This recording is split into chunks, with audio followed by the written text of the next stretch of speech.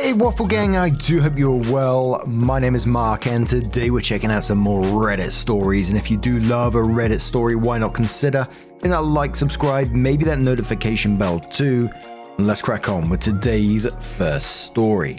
Much love guys. Now today's first story comes from HumanDog1732 and it says, "Am I the arsehole for ruining family therapy? My 18 female mum died when I was 7. My father, aka step-sibling's dad, remarried a year later. His new wife had 3 kids. A, 8 male, B, 6 male, C, 3 female. He said she wanted a dad for her kids and he wanted a mum for me. I remember telling him that I didn't want a new mum. He said I would understand later. My step-sibling's dad basically stopped doing anything alone with me. No more camping nights in the backyard or movie nights, which we had done every week for years. Nothing. He spent time with all his new kids to bond. It's been 11 years and he still doesn't have time for me because he's bonding with them. He stopped coming to my games when I got to high school. His wife and I have nothing in common. I play 3 sports and I'm on the speech team. She's very girly and likes girl trips to buy clothes and makeups at different malls. She knows I don't want to go, but just tells my step-sibling's dad that she invited me. I have a teammate I play 2 sports with. Her parents have become like my own. She said she is totally fine with it. I make sure all the time because I don't want to take someone else's parents. She's always the one to invite me over, bring her parents to my swim meets because she knows no one will be there for me. Invited me to go shopping for Mother's and Father's Day gifts and says they're both from us. Her parents get me holiday gifts and say that I'm always welcome. Senior night at basketball. I told her my step-sibling's dad isn't going to walk me around the floor because he doesn't even come to games. She asked her dad to walk with both of us and he was happy to. In a small town, that made the paper because they thought it was sweet. My step-sibling's dad flipped out and took us all to therapy. He asked why he hadn't been asked. I said because he didn't come to games. He said he didn't know I played basketball anymore. I asked if that's why he didn't come to swim or softball, but he couldn't miss A and B's practices, or come to speech meets when he went to C's dance recitals. He just stared at me and said he didn't know I still did those either. I asked why he talked for days about B's camping trip, but didn't ask about my senior trip to Mexico. He said he didn't know I went. I said he signed the form. He admitted he didn't read it. I asked if he remembered the last time I called him dad. He said he didn't know I stopped. I said May 13th, 2021. He said that was the day A, B, and C started. I said I know. You stopped being my dad when you started being theirs. I walked out of therapy. Edit. I played all 3 since I was a toddler, so I'm not sure why he thought I stopped. He never asked why I came home a couple of hours after practice or went out on weekends for game days. When I talked about games, he said I thought I was just playing with friends because all my friends play. OP then said that their update got deleted and said, basically I'm getting some info on my trust and belongings it paid for. My friend's dad tried to confront my step-sibling's dad about why I can't go over anymore, but he just shut the door on him. And I check in daily with my friend or her parents via phone. My step-siblings are all mad at both their parents and are being very supportive. Someone suggested to OP explaining to her father how she feels about him and her friend's family, and then says, I'm more angry that I have to miss practices for therapy, and now that I'm no longer allowed over to my friend's house because they're a bad influence. I'm happy he found his new family and I found mine. I'd be content with going no contact with them to have my real family back. I miss them so much.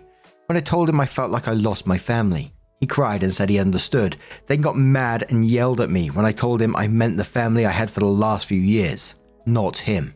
Someone was questioning how does he not know she still does sports.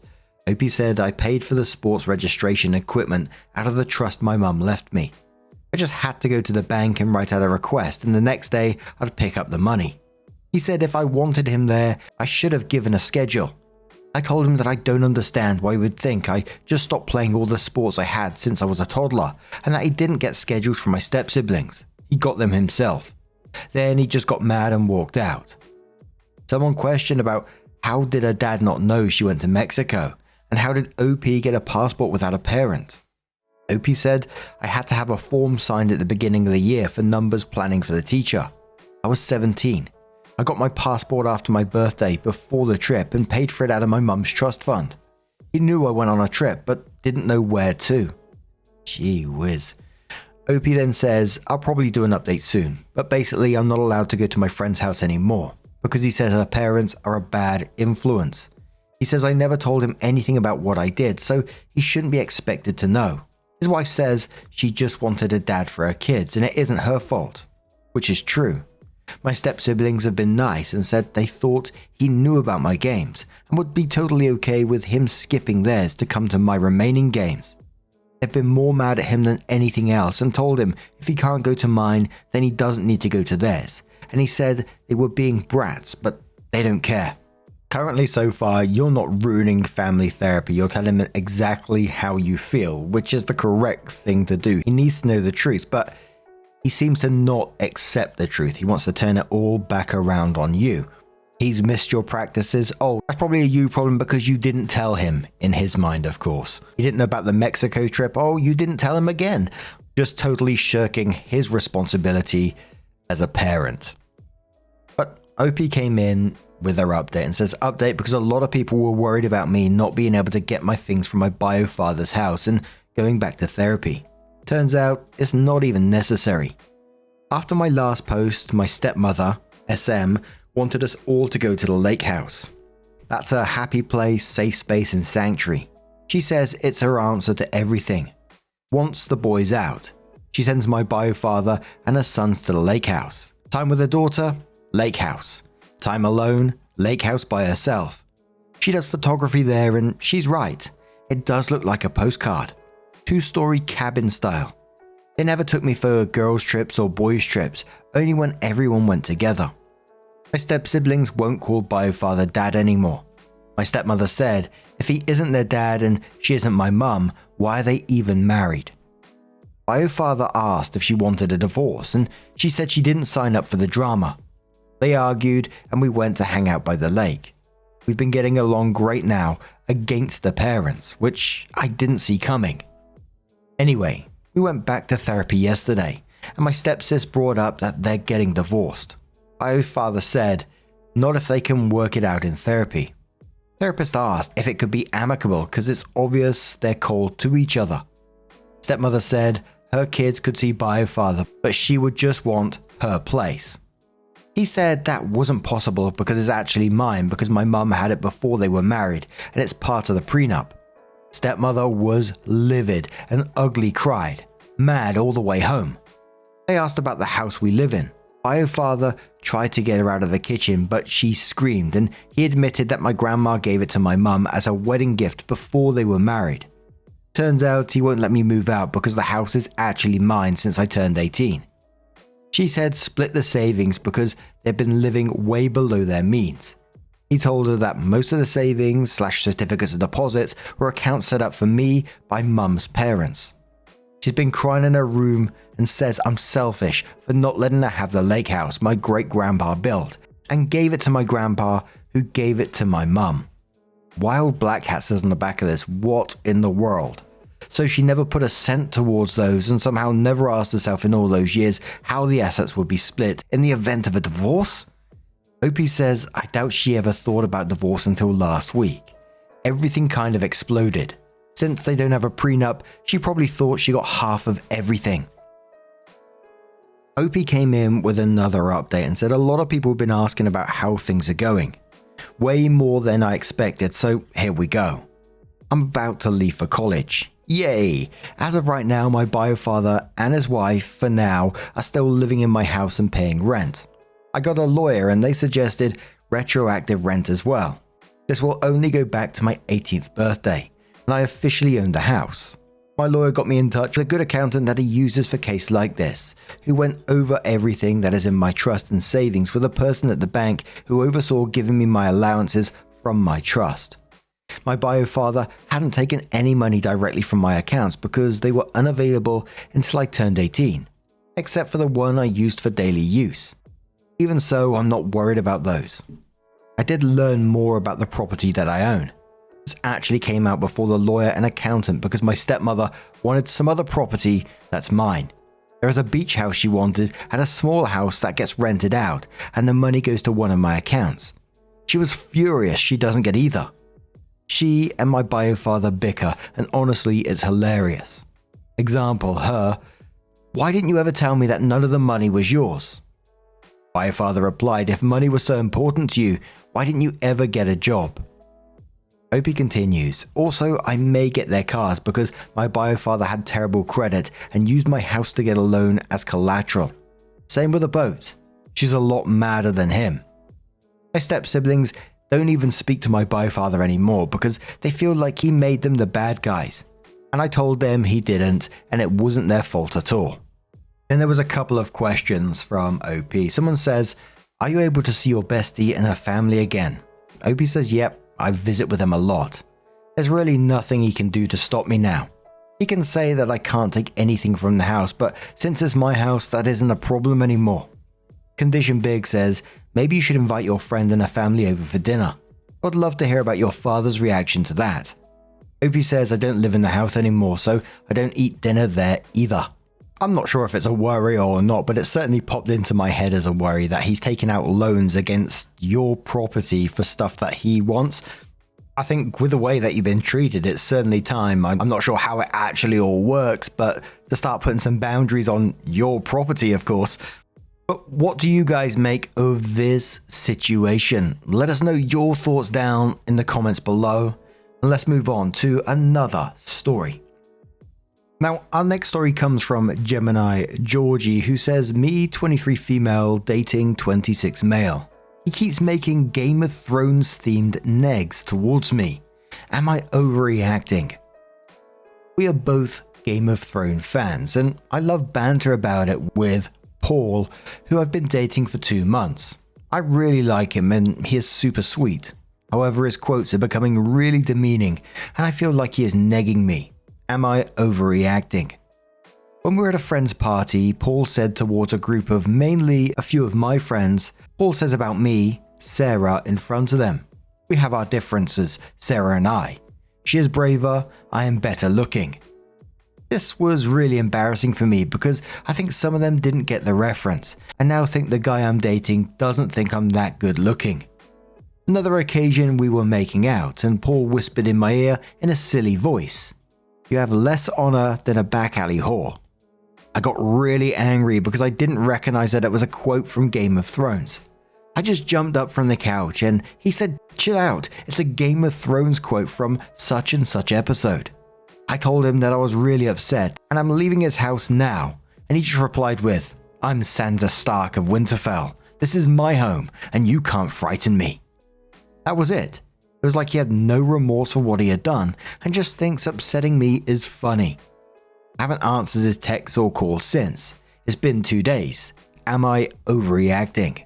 So Jilbo Wagon says to OP in quotes, "I told him that I was really upset and is leaving his house now, and he just replied with, 'I'm Sansa Stark of Winterfell, this is my home and you can't frighten me.' And then says joking references are one thing. You don't have to be the three-eyed raven to see that when your girlfriend is legitimately upset and about to leave your house, it's time to knock it the fuck off and actually listen to her." OP says, "I agree. After I left, he texts saying, 'Look, love, it's just my sense of humor. Do you really want to be with a guy who has no personality and watches shit TV shows?' He then sent another text today saying, 'Much offended,' followed straight away by, 'Okay, I'm sorry.' I don't even know what to think about these texts. Jaina says Arya Stark would tell you this guy belongs on a list of people too stupid to date. Sansa Stark agrees and would like to know if you'd care to borrow a dog. Adequate Lay says he sounds like he should wear a fedora, to be honest. OP says he owns a fedora, but I've never seen him wear it. Luckily. Sinella says, oh come on, haven't we reached peak loser status yet? Sometimes we don't know why someone is single, and other times we know exactly why. So OP came in with an update and said a mate of Paul's saw this post on r/relationships homepage and has sent it to him. It turns out I don't no longer need to worry about if I overreacted because I've been dumped. I might leave this up just a bit longer just to annoy him, now seeing he has blocked me anyway. He Facebook messaged me saying, "A friend has just linked me a post on Reddit relationship advice page that you wrote about me. I get that you're upset by the joke that I made, but you've handled this whole situation terribly. I'm disgusted that I was dating someone who had ridiculed me and let 3,000 people bully me online. Blocking you forever now. Sorry that I upset you with my jokes. Not sorry about your insecurities that you're gonna have to live through." Someone says to OP, "That's absolutely hilarious. I wouldn't even be mad anymore. That guy's given you what's likely to be the single funniest ex-boyfriend story you'll ever get. I think you won the breakup before it even happened." I Work Hard says yes, most of the time, awkward breakups take a few months to age into funny anecdotes. Not this one though. Prison Lambshank says your ex is a real Walder Frey. Another update, OP says Paul has texted me now saying he will unblock me on Facebook and won't block my number if I stop entertaining the post about him and remove it. He says he does think we should still call it off for a while, but can still keep in touch if we resolve this. Someone said to OP on the back of this, "Please just reply to everything he texts you with Game of Thrones quotes now." Lucky Celt says, "I love this. When he asks you to take it down, say, 'Not today.'" Phobo says, "You know nothing, arsehole Paul." A couple of months later, OP came in with another update and says, "I can't post this as an update because Reddit locked the original post. I think maybe because of too many comments. Anyway, a few people on here may remember the post that gained a lot of attention on this forum about a guy I was dating who made the Game of Thrones theme negs towards me. If you didn't, here is the recap." And then I'll skip that bit because OP just basically recapped what we read, and then says, "Fast forward 1 month later, and I see Paul on Tinder, and super like him as a joke. He matched me back, and actually messaged me saying something really funny about all that had happened. We joked in a good-natured way about what went down, which eventually led us to hashing things out, and we got back together. And not long after officially becoming boyfriend and girlfriend, the whole Reddit post saga became a quirky story. One that we mostly keep to ourselves, and even a running joke between the two of us, and he definitely lightened up to it. I think the experience of it maybe made him take himself a lot less seriously and learn to see the funny side of things at better times. No, Paul didn't make any Game of Thrones jokes again. He moved into my place at the beginning of December when his lease ran out and things were great, but only for a week. Initially, we split the cost of everything evenly. However, Paul majorly upped his coffee habits due to the increased workload trying to make sales. But he even started drinking as much on the weekend. 90% of the time around the apartment, he always had a cup of tea or coffee in his hand. It never made him jittery or anything, but it made him stay up a couple of hours later each night, which was very disruptive to our normal nighttime routine. Also, it wasn't cheap coffee he was drinking. Plus, he would also get 2 takeaway coffees every day, or so he claimed, as well as him buying lunch at work every weekday. He apparently had no money to contribute to the groceries for the past month, yet he is buying takeaway coffees at lunch at work every weekday, as well as relatively expensive type of coffee to be drinking at home. But he said that if we were in this for the long term, I needed to understand that his job is stressful at this time of year. And so I felt too bad to ask him to stop buying his pleasures at work around this time of year, so paid for all the groceries myself. However, the worst part of the problem came when we went to my family's house for Christmas. He bought his own stupid brand of coffee with him to use. We were only there for 2 days, and so it was really awkward when we all had coffee and cocoa, and he would decline my family's offer of coffee and insisted on making his own separate one. We got into a huge fight later over this, and I told him he was being uptight and rude. And he told me I was looking for issues in him, and that no one is perfect. On Saturday afternoon, he broke up with me. He told me that he started to emotionally shut down after the fight we had at Christmas, and he wanted to end things, and that we don't realistically have enough things in common. He was able to move out that day because he doesn't have that many belongings, and we only kept a couple of pieces of his furniture when he moved in. I'm completely heartbroken and haven't gone to work yet, and I feel taken advantage of. I don't understand how someone could change their opinion of me so drastically after one little fight. Obviously, it's over. I know it is, but it doesn't make it hurt less, and it just seems so out of the blue. TLDR, we got back together, but of course, threw it back in my face. That update really threw me. It's like, They broke up, and I was like, oh, wow, move on to new things. And they got back together, and I was like, oh no, this isn't going to end well. But then the update started off well. I thought, oh, bloody hell, this is a refreshing change. And then, of course, no. And it was all these shenanigans over a 2-month relationship. I was like, really? Holy moly. Would you put up with that crap? Anyway, what do you guys make of this situation? Let us know your thoughts down in the comments below. Now, just a huge thank you for being here today, getting involved in the stories, your love, your support, your time. It always means the absolute world to me. So thank you so much. And hopefully I'll see you in the next one. Take care and much love.